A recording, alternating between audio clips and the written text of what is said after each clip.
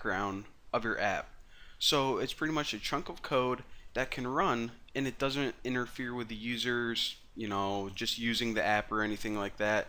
And also, a service doesn't have an interface. You can't make an activity or any buttons to go along with the service. It's just a chunk of code that runs in the background. So why would you ever want to make a service? Well, say that you had, I don't know, maybe a social network app that was constantly checking for new notifications. Or maybe you had a messenger app that was always checking for new messages. Well, of course, these are just things that run in the background and you don't need to, click a button that say, okay, check for new messages now. Okay, check for new messages now. Or else it would be kind of annoying. So that's what a service is. Another thing that they're really good for is downloading images off a website in the background. So again, now that you got the idea, what I want to do is show you guys how they're created.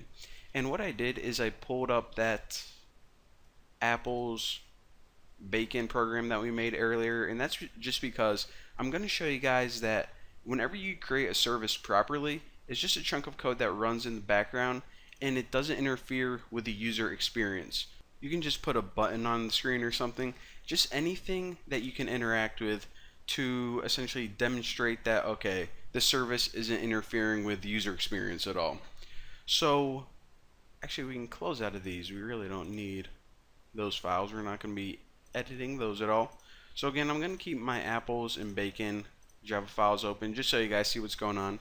Now, the first type of service I'm going to show you guys how to create is called an intent service. And in order to create this, go to your main package right here and right click new and add a new Java class. Now I'm just going to name this Bucky's intent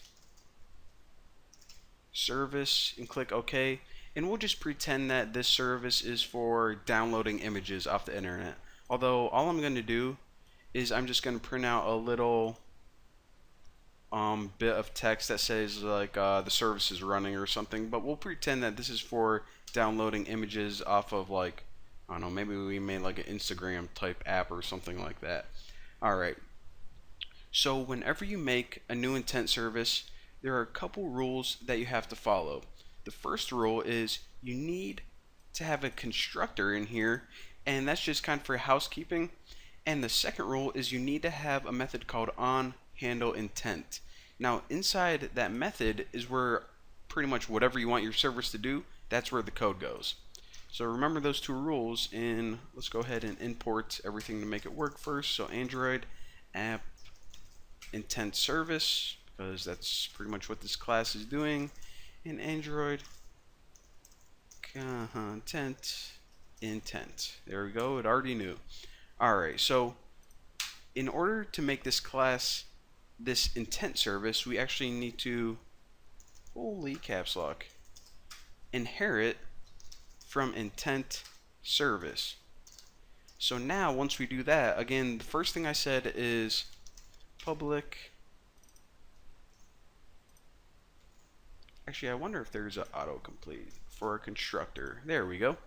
Alright, so here's my constructor right here, and of course the only thing that you have to do is you need to pass the superclass the name of this class, and that's just the rules for Android to make sure it works. And you actually don't even need any of this because we aren't using any parameters, and we can get rid of this as well. Now the only other thing that we need to do is we need to put an override method in, and that is called, if I can find it, it's called onHandleIntent. If you guys see it, let me know. Oh, here it is, onHandleIntent.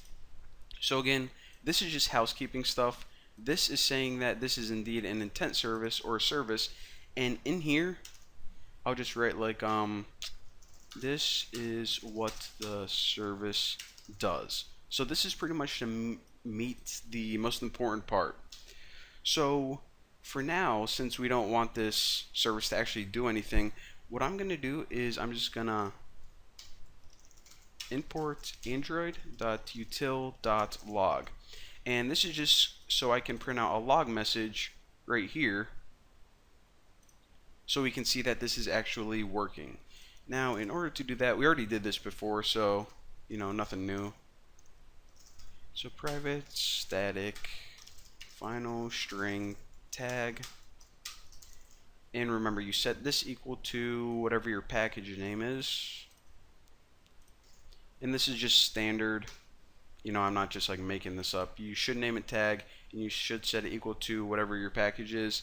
And now, of course, whenever you want to log a message, just call log.i, and the first parameter is that tag, and the second one is what message do you want to output down here.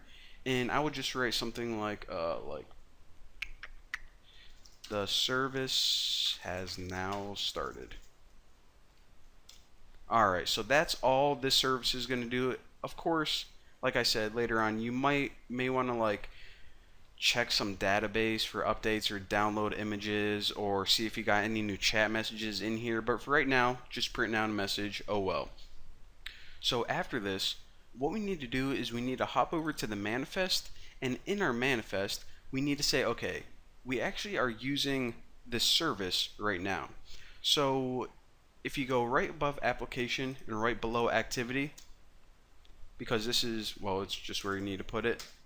If you throw service, and the name that you put in here is just the name of your class. And where did my manifest go? Alright, so make sure you put dot and the name of your class, and that's it. And this just registers a service with your manifest. In other words, it tells your app, hey, we got this service, so that's that. So pretty sweet. Let me just, okay, messed everything up. Awesome. Alright, so we registered with the manifest, we created a service, looking good, looking good. Now the one last thing that we need to do is we need to actually start this service, because remember I said a service is pretty much some kind of process that runs in the background, but it doesn't just start by default whenever your app starts. You have to kick it off manually. So in order to do that, we can just head over to apples.java, and we'll just throw it right on this onCreate. So whenever this app gets created, it's going to kick off that service. Now in order to do that, intent, I'll just name it intent and set it equal to new intent, and the parameters are of course this, and if I can just copy this, it's pretty much like any other intent actually, come to think of it. Alright, so now we have an intent, which means we intend to launch some kind of class, and that class is this service or this background process right here. Easy weasy. Now, anytime we want to start service, you just call start service. What do you want to launch? Well, how about that one right there?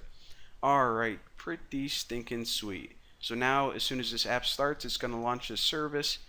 And the one thing I actually forgot to do is set up this log filter, because this is going to print out log messages. But as you guys can see, there are a crap load printing out right here, and this would indeed print them out, but it would print out all these other ones as well. So of course what we want to do is we want to filter out only the ones that we care about. So copy this, hit edit filter configurations, and I'm just going to make a new filter called like Bucky's filter and throw that right in there. Alright, so that's a little bit cleaner. So now let me go over to Apples again and kick this baby off. Alright, so check this out. It says the service has now started. In other words, this service currently right now would be doing something like downloading images off of the internet. But check it out. I'm going to click it. It goes to bacon. Click it. It goes to apples. Essentially, we can have this service running and it doesn't interfere with the user experience. So now you guys are probably wondering, alright, well, you told me in the last tutorial that computers run a list of instructions in a nice, neat order. So how is it that we can be having two different things happen at the same time? Well, in the last tutorial I showed you guys how to manually create a thread, and you can put code in there to run at the same time as your main program or your main thread. Well, whenever you create an intent service, it automatically creates a thread for you. So even though we don't see runnable or thread or anything like that, it does it all for you behind the scenes. So that's a pretty cool aspect of intent services. It automatically takes your service and it kicks it onto another thread, so it doesn't interfere with the user experience at all. So pretty stinking sweet.